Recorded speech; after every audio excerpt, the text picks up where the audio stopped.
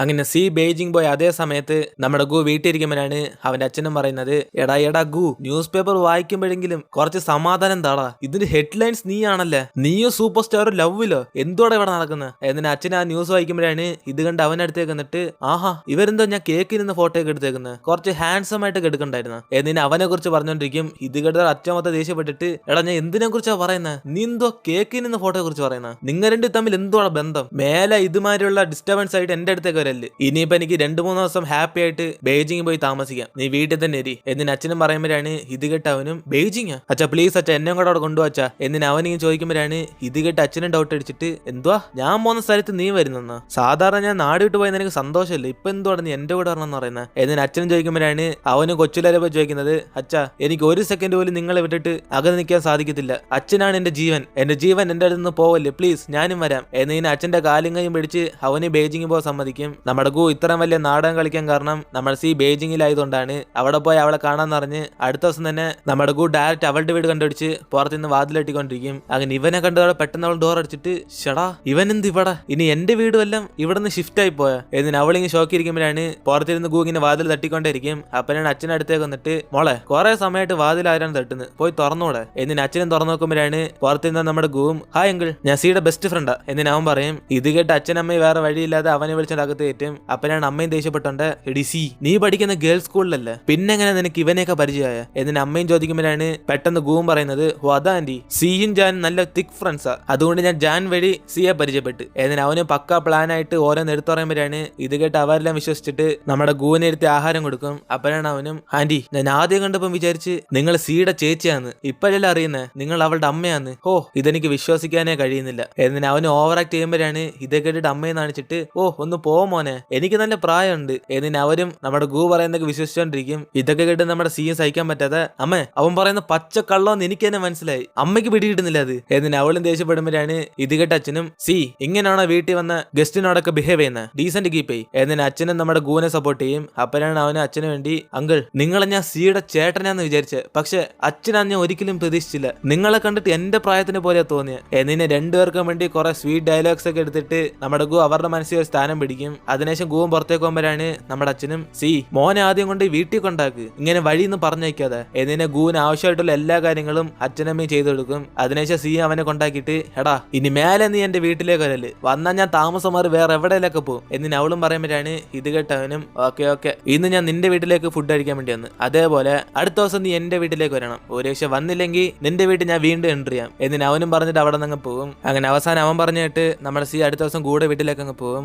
അപ്പനാണ് അവന്റെ കൊച്ചിലെ ഫോട്ടോ ഒക്കെ എടുത്ത് അവളിങ്ങനെ നോക്കുമ്പോൾ നമ്മുടെ ഗു ഇമോഷണൽ ആയിട്ട് പറയും, സി എന്റെ അമ്മ മരിച്ചപ്പം അവസാനമായിട്ട് എടുത്ത ഫോട്ടോ ഇത് നീ എനിക്ക് വേണ്ടി കീപ്പ് ചെയ്യാവോ, എന്റെ നിന്ന് കളഞ്ഞോ. എന്നിന് അവളുടെ കൊടുത്തിട്ട് ഇവർ സംസാരിക്കുന്ന അതേ സമയത്താണ് പുറത്ത് ട്രെയിനിൽ വെച്ച് നമ്മുടെ സിയുടെ കൂടെ ലിൻ എന്ന് പറഞ്ഞ ഒരു പയ്യൻ പഠിച്ചാണ്. അവർ ഇന്നാണ് മീറ്റിംഗ് നടത്തുന്നത്, അതായത് ജപ്പാൻകാർക്കെതിരെ. ഇനിയും ഡയറക്റ്റ് ആയിട്ട് പറയുകയാണെങ്കിൽ നമ്മുടെ ഓടയുടെ മകൾക്കെതിരെ. അങ്ങനെ അവൾ ഈ മീറ്റിംഗ് നടത്തുന്ന അറിഞ്ഞ ഉടനെ ഇവരെല്ലാം കൊല്ലാൻ പ്ലാൻ ചെയ്യും. അങ്ങനെ അവർ നിന്ന് രക്ഷപ്പെടാൻ വേണ്ടി നമ്മുടെ ലിന്നും അവന്റെ കൂടെ പഠിക്കുന്ന കുറെ സ്റ്റുഡൻസും അവിടെ നിന്ന് രക്ഷപ്പെട്ട് ഓടുമ്പോഴാണ് കുറെ ജപ്പാൻകാരിൽ നിന്ന് അവർ ഷൂട്ട് ചെയ്ത് കൊല്ലുന്നത്. അവസാനം നമ്മുടെ ലിൻ മാത്രം എങ്ങനെയൊക്കെ രക്ഷപ്പെട്ട് ഒരു വീടിന്റെ വാതിൽ തുറന്ന് അകത്തേക്ക് അങ്ങ് വീഴും. അത് വേറെ ആരുമല്ല നമ്മുടെ ഗൂടെ വീടാണ്. അങ്ങനെ അവനെ കണ്ടോടെ നമ്മുടെ ഗു പെട്ടെന്ന് ഓടിച്ചെന്ന് ആ ജപ്പാൻകാരിൽ അടിച്ചിട്ട് അവന് മാസമായിട്ട് നിൽക്കും. അപ്പോഴാണ് കറക്റ്റ് അതേ സമയം തന്നെ പോലീസുകാരോട് വന്നിട്ട് ആ ജപ്പാൻകാരെ അറസ്റ്റ് ചെയ്യാതെ സ്വന്തം നാട്ടുകാരെ തന്നെ അറസ്റ്റ് ചെയ്തിടും. അപ്പോഴാണ് ലിന്ന് നമ്മുടെ സിയെ കണ്ടിട്ട്, സി നീ ഒരു പെണ്ണായിരുന്നോ, പിന്നെന്തിന് നീ ആണായിട്ട് ആ മിലിറ്ററി സ്കൂളിലൊക്കെ പഠിക്കുന്നത്. എന്നിന് അവനും ചോദിക്കുമ്പോഴാണ് ഇത് കേട്ട് ഗുവും, ഡാഡാ നിനക്ക് അവളിപ്പോ ഒരു പെണ്ണാന്ന് മനസ്സിലായില്ല, പിന്നെന്തിനാ നീ വീണ്ടും ചോദ്യമൊക്കെ ചോദിക്കുന്നത്, അടങ്ങിരി. എന്നിനെ സിയെ വിളിച്ചുകൊണ്ടുപോയിട്ട് അവനും പറയും, സി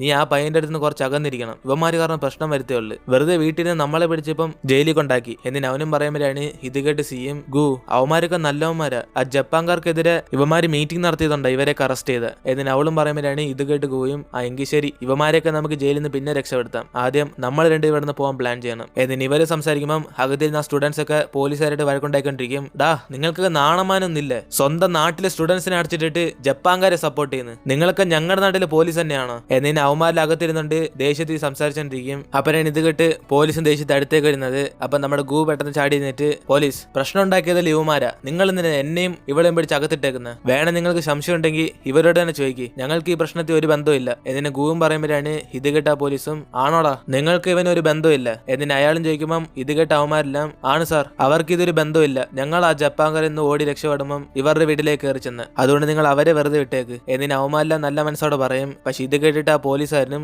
ഇവന്മാര് പറഞ്ഞാൽ ഞാൻ വിശ്വസിക്കുക, നീ അവിടെ തന്നെ കിടന്ന. എന്നിട്ട് അവനും പറയുമ്പോഴാണ് മെയിൻ പോലീസ് അവിടെ വരുന്നത്. അതിനെ ശിവരണ്ടേരും നമ്മുടെ ഗൂനെ കളിയെ കൊണ്ട്, സാർ ഇവൻ പറഞ്ഞു കേട്ടില്ലേ ഈ പ്രശ്നത്തിന് അവന് ബന്ധമില്ലെന്ന്. എന്നിനെ പരസ്പരം അവർ സംസാരിച്ചോണ്ടിരിക്കും. ഇതേ കേട്ട് നമ്മുടെ ഗൂ ഇങ്ങനെ ദേഷ്യത്തിരിക്കുമ്പോഴാണ് ആ മെയിൻ പോലീസും നേരിട്ട് അവിടെ നിന്ന് കാണാൻ ചെല്ലുന്നത് ഓടയുടെ മകളെയാണ്. കാരണം ജപ്പാൻകാർക്ക് വേണ്ടി ജോലി ചെയ്യുന്ന പോലീസുകാരാണ് ഇവരെല്ലാം. അപ്പോഴാണ് ഓടയുടെ മകളും പറയുന്നത്, നിങ്ങൾ ആ ജയിലിൽ അടച്ചിട്ട എല്ലാരെയും ഷൂട്ട് ചെയ്ത് കൊല്ലണം. കാരണം അവരെല്ലാരും ജപ്പാൻകാർക്കെതിരെ മീറ്റിംഗ് നടത്തിയവരെ, ആ സ്റ്റുഡൻസിനെ ആരും ജീവനോടെ വയ്ക്കില്ല. എന്നിനാ പോലീസിനെ ഓർഡർ ചെയ്യും. അതേസമയം നമ്മുടെ ഗു അവിടെ നിന്ന് രക്ഷപ്പെടാൻ വേണ്ടി അവിടെ പോലീസിനെ വിളിച്ചിട്ട്, അയ്യോ സാറേ എനിക്ക് ലൂസ് മോഷനാന്ന് തോന്നുന്നു, വയറൊക്കെ വേനെടുക്കുന്നത്, ഈ ജയില് തുറന്നു നിന്നില്ലെങ്കിൽ ഞാൻ ഈ സ്ഥലം ഫുള്ള് നശിപ്പിക്കും. എന്നിന് അവനും പറയുമ്പോഴാണ് ഇത് കേട്ട പോലീസും, നീ നശിപ്പിച്ചാലും കുഴപ്പമില്ല അവിടെ തന്നെ കടന്ന. എന്നിന് അവനൊരു മനസ്സില്ലാതെ പറയും. അപ്പോഴാണ് ഇത് കേട്ട് ഗുയും, എങ്കിൽ ശരി എന്റെ വില കൂടിയ വാച്ച് വെച്ചോ, ഇന്നെങ്കിലും തുറന്ന. എന്നിന് അവനും കൊടുക്കുമ്പോഴാണ് അത് കണ്ട ഉടനെ ആ പോലീസും, ആദ്യമേ തന്നാ ഞാൻ നിന്നെ പുറത്ത് വിട്ടേനല്ലടാ, ഇനി പോയിക്കോ. എന്നിന് അവനെ വാച്ച് വാങ്ങിച്ചിട്ട് നമ്മുടെ ഗൂനെ തുറന്നിടുമ്പോഴാണ്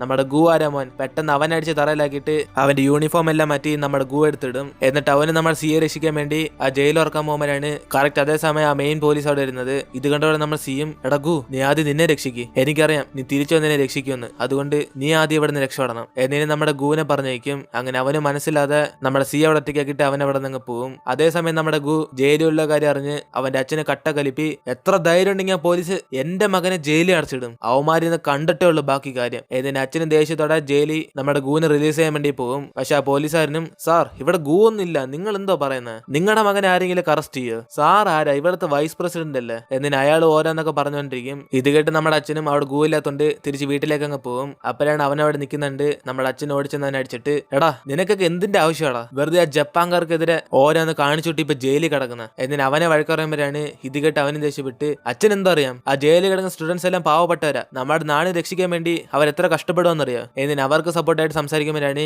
ഇത് കേട്ട് അച്ഛനും, എടാ നീ എന്തോ വിചാരിച്ചേ നിങ്ങളൊക്കെ ഹീറോസ് ആണെന്നോ, പിന്നെ ഞങ്ങളൊക്കെ നിന്നെ ഇവിടെ ഇരിക്കുന്നത്, ഇതൊക്കെ ഗവൺമെന്റ് നോക്കിക്കോളും, നിങ്ങളൊക്കെ ചുമ്മാ അടങ്ങിയിരി. പോരാത്തിന് നീ ഇപ്പൊ കളിക്കുന്നതും ചുമ്മാ സാധാരണ കളിയൊന്നല്ല, ഇത് മരണത്തിന്റെ കളിയാ, അവന്മാർ നിന്നെല്ലാം ചെയ്തെങ്കിൽ പിന്നെ ഞാൻ എന്തോ ചെയ്യാനാ, എനിക്കുള്ള ഒരേ ഒരു മകൻ നീയാ. എന്നിന് അച്ഛനും പറയുമ്പം ഇതൊന്നും കേൾക്കാതെ അവനും, അച്ഛാ എന്റെ ഫ്രണ്ട്സ് ഒക്കെ ആ ജയിലിൽ കിടക്കുക, നിങ്ങൾ സഹായിച്ചാലും ഇല്ലെങ്കിലും ഞാൻ ഇപ്പൊ അവിടെ പോയി രക്ഷിക്കാൻ പോവരെ. എന്നിന് അവനും പോകുമ്പോഴാണ് പെട്ടെന്ന് അച്ഛനും ബാക്കിൽ നിന്ന് നമ്മുടെ കൂടെ തലയടിച്ച് അവനെ ബോധമില്ലാതാക്കും. അതിനുശേഷം അച്ഛന് സെക്രട്ടറിയോട്, സെക്രട്ടറി എന്റെ മോൻ ഇവിടുന്ന് സേഫ് ആയിട്ട് തിരിച്ച് നാട്ടിലേക്ക് പറഞ്ഞേക്ക്, ഇനി ഇവൻ ഇവിടെ നിൽക്കുന്ന സേഫ് അല്ല, ആ ദുഷ്ടന്മാരുടെ കൈ കിട്ടിയ എന്റെ മോന്റെ ജീവിതം തന്നെ നഷ്ടപ്പെടും, ഒരുപക്ഷെ അവന് വല്ല ആവശ്യമുണ്ടെങ്കിൽ നിങ്ങളെല്ലാം വാങ്ങിച്ചു കൊടുക്കണം, അവൻ ഏതൊരു കാരണവശാലും ഇവിടെ മാത്രം വരാൻ സമ്മതിക്കില്ല. എന്നിനെ ഒരു നല്ല അച്ഛനായിട്ട് ആ സെക്രട്ടറി ഓർഡർ ചെയ്ത് പറഞ്ഞേക്കും. അങ്ങനെ സെക്രട്ടറിയും നമ്മുടെ ഗൂനെ വിളിച്ചോണ്ട് ട്രെയിനിൽ പോയിക്കൊണ്ടിരിക്കുമ്പോഴാണ് ഗൂന് പെട്ടെന്ന് ബോധം വരുന്നത്. അതോടെ അവനും പെട്ടെന്ന് എഴുന്നേറ്റ്, യോ ഇയാൾ എന്നെ എവിടേക്ക് വിളിച്ചോണ്ടോന്നെ, എനിക്ക് വേറെ പണിയൊക്കെ ഉണ്ട്, അതെന്നെ ഒന്ന് പുറത്തു വിട്. എന്നിന് അവനും പറയുമ്പോഴാണ് ഇത് കേട്ട് സെക്രട്ടറി ദേഷ്യപ്പെട്ട്, എടാ നിനക്കൊക്കെ ബുദ്ധി ഉണ്ടോടാ, നിന്റെ അച്ഛൻ നിന്നെ ഓർത്ത് എത്ര കഷ്ടപ്പെടുവാന്നറിയാവോ, ആ ജപ്പാൻകാർ നിന്നെ കൊല്ലുമെന്ന്